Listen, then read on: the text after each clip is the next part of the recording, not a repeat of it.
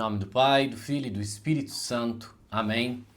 Inspirai, Senhor, as nossas ações e ajudai-nos a realizá-las, para que em vós comece, em vós termine, tudo o que fizermos por Cristo nosso Senhor. Amém. Em nome do Pai, do Filho e do Espírito Santo.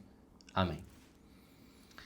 Salve Maria Imaculada e viva Cristo Rei, aqui Tiago Bruno, missionário e jornalista católico para o canal Católicos de Verdade. Mais um padre jovem ceifou sua própria vida, tirou sua própria vida. E mais uma vez nós precisamos refletir muito sobre este tema. Eu lembro que no começo desse ano eu fiz um vídeo de um sacerdote italiano que também deu fim na sua própria vida. E aquilo trouxe uma grande comoção e parece um caso muito parecido com o que ocorreu agora. Primeiro eu vou ler a respeito da morte desse sacerdote e depois eu quero trazer uma carta de um outro sacerdote, um desabafo de um outro sacerdote. Tenho que fazer algumas ressalvas, mas eu acho que é muito válido para a nossa reflexão. É com profundo pesar que comunicamos o falecimento do reverendíssimo padre Claudiano Quirino dos Santos, pároco da paróquia São Bernardo, em Baldim, Minas Gerais. O padre Claudiano Quirino, de 45 anos, da paróquia de São Bernardo, foi encontrado sem vida na casa paroquial. Os fiéis estavam na igreja à espera da missa das 19 horas. Com atraso, alguns foram até a casa paroquial e o encontraram sem vida.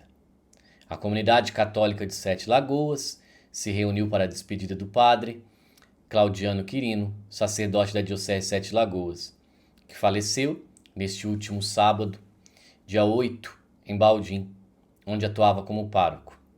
O corpo do religioso foi inicialmente velado na igreja onde exercia seu ministério, com celebração ezequial presidida por padres da diocese em participação expressiva dos fiéis. Em seguida, o corpo foi trasladado para Sete Lagoas, onde continua sendo velado na Paróquia Divino Espírito Santo.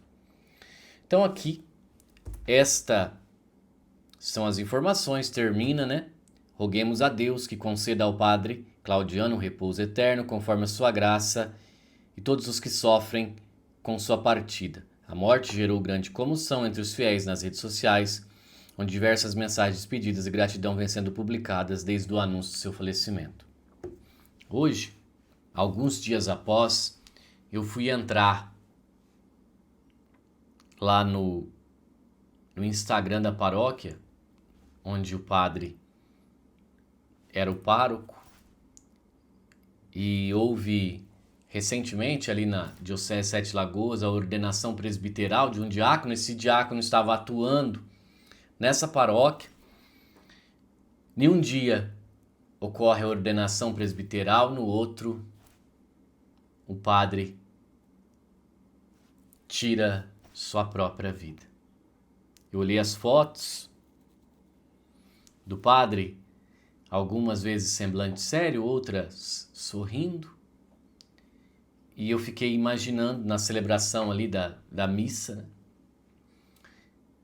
o que se passava na cabeça daquele sacerdote. Como nós precisamos também, eu sei que eu trago muitas denúncias aqui, mas como nós precisamos zelar e rezar pelos nossos padres. Eu sei que às vezes muitos podem estar fazendo abusos litúrgicos e besteiras, mas a gente tem que também cuidar. Porque eu tenho uma casa, uma família, os filhos que me esperam para voltar.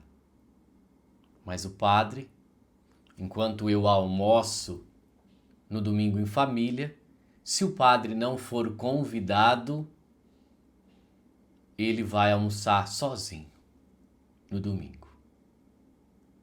O domingo que ele celebra tantas missas e traz o verdadeiro pão da vida, Jesus, para nós. Eu quero aqui colocar a reflexão do padre Ronan Belo Júnior.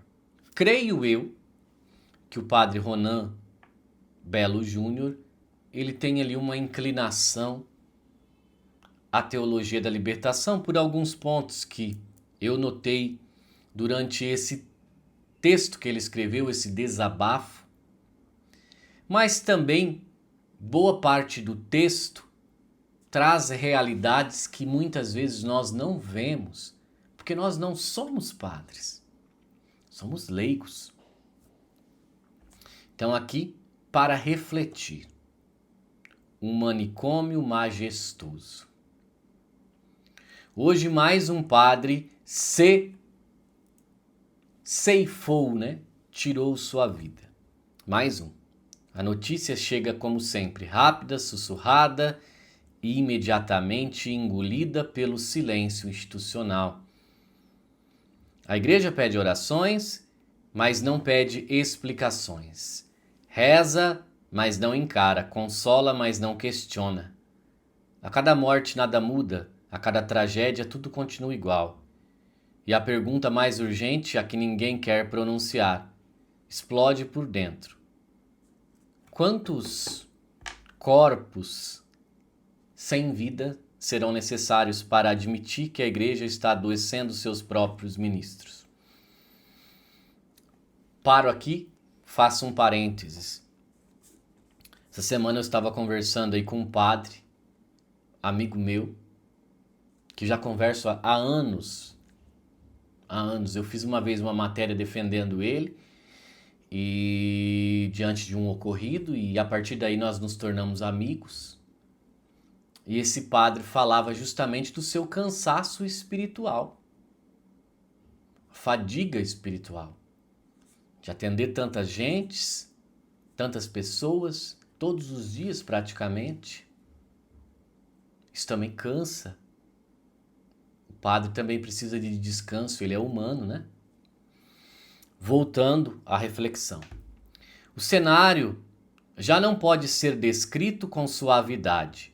A instituição se tornou um manicômio majestoso.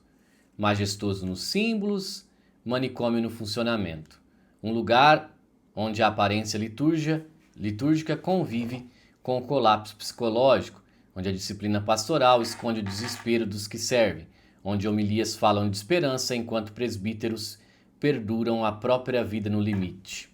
Foucault explicou que toda instituição que precisava preservar a sua imagem antes de enfrentar a sua verdade cria dispositivos de controle que sufocam o indivíduo. Por isso que eu falo da teologia da libertação, né? Por causa de Foucault.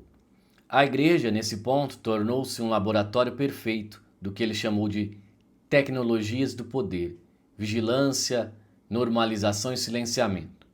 Padres são treinados para parecer fortes, obedientes, impecáveis. São moldados para funcionar, não para viver.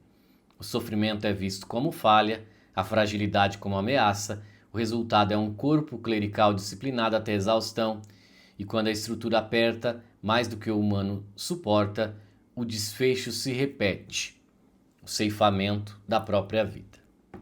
Paro aqui e digo algumas palavras de um jornalista que acompanha diariamente a igreja. Meus irmãos, a formação de muitos seminários, infelizmente, ela priorizou o humano e o social. E muitas vezes deixou padres com pouca ou quase nenhuma espiritualidade. Repito a frase de Monsenhor Jonas Abib: quem não adorar não vai aguentar. Dom Adair tem falado muito disso na sua oração da manhã, da espiritualidade que o sacerdote precisa ter. O sacerdote precisa primeiro de estar aos pés de Jesus. Ele tem que ter isso dentro do seu coração. Aquele relato de Fu Touxin, que é maravilhoso, né? Que ele viu lá na China, se eu não me engano, na China, durante não que mudou alguma coisa, mas durante o comunismo, um sacerdote foi preso e no momento que ele foi preso, caiu uma âmbula com muitas partículas consagradas e parece que o padre sabia exatamente quantas partículas tinha, que era 27, 29. Fu Touxin conta essa história e diz que o padre conseguia enxergar o local, ele estava preso, e diz que todo dia vinha uma menina e comungava uma Eucaristia e ia embora. Disse que no último dia, aquela menina, ao comungar a última hóstia consagrada, fez um barulho. Os guardas prenderam e tiraram a vida daquela menininha. Fu Touxin, depois que leu sobre o relato desse sacerdote, ele mudou toda a organização da vida dele para que todos os dias ele adorasse ao menos 1 hora por dia Jesus presente no Santíssimo Sacramento do altar. Então, muitas vezes, uma formação muito social atrapalha o espiritual. Então, às vezes, também o padre não sabe aonde buscar forças. Enquanto padres morrem, lideranças adoecidas são empurradas para o centro das comunidades. Voltando, ao texto.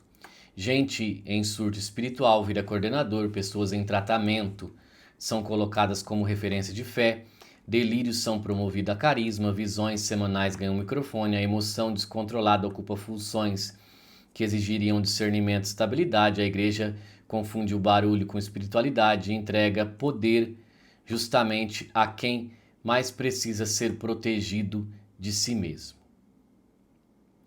E onde estão os bispos? Muitos desaparecem atrás de discursos genéricos, reuniões protocolares e uma lentidão pastoral que chega a ser cruel. Foucault chamaria isso de governamentalidade, administrar corpos, não cuidar de vidas. Uma liderança que regula, mas não acompanha, que organiza, mas não envolve, que mantém a ordem no manicômio, enquanto evita olhar para quem está desabando dentro dele. Agora eu acho um pouco injusto o que o padre coloca aqui, mas eu vou ler, depois no final faço uma análise. Nesse vazio surgem padres midiáticos, performam segurança, vendem certeza, disputam atenção e transformam o evangelho em produto. Abro aspas, eu não acho que muitos padres midiáticos, alguns sim, mas tem muitos padres que fazem uma evangelização muito boa e que têm levado muitas pessoas ao céu. Vejo aqui uma dorzinha de cotovelo, mas vale a pena terminar de ler o desabafo desse sacerdote. São líderes que acumulam seguidores enquanto a base eclesial se fragmenta emocionalmente, não formam consciência, formam público. São figuras perfeitas para um manicômio majestoso. Muito barulho e pouca verdade. Abro parênteses de novo. Tem muitos padres que vivem e lutam pela santidade. Talvez falta isso também para aqueles que têm essa inclinação à teologia da libertação. Não acreditam na santidade. Aí, se um padre não acreditar na santidade, aí não deixa o sacerdócio e vai tentar viver uma vida como homem, né? O quadro é claro demais para continuar sendo negado. Volto no texto, né? Padres estão morrendo, fiéis adoecidos estão liderando, bispos estão calados, a liturgia tornou-se performance, a estrutura continua produzindo o mesmo tipo de subjetividade dócil.